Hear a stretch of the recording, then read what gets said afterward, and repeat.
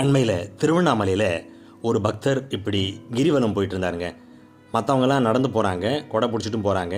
இவர் அந்த மழையிலேயே அந்த அசிங்கமான ரோட்டில் உருண்டுக்கிட்டு போகிறாரு. அப்போ என்னென்ன வியாதிகள் வருவதற்கான வாய்ப்புகள் இருக்கின்றன அப்படிங்கிறத யோசிச்சு பாருங்க. கடவுள் இவர் இப்படி உருண்டு போக சொல்லி சொன்னாரா?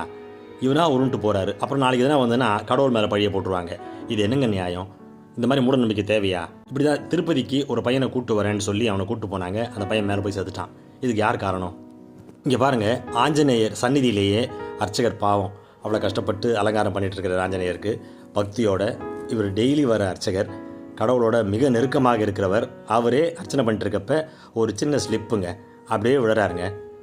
சஞ்சீவி மலையே தூக்குன ஆஞ்சநேயரால் இந்த பக்தனை, இந்த அர்ச்சகரை அப்படியே டக்குன்னு ஒரே செகண்டில் பிடிச்சி காப்பாற்ற முடியல. பாவங்க அவர். இதுக்கெல்லாம் யாருங்க காரணம்? இந்த மூட நம்பிக்கைகள் தேவைதானா?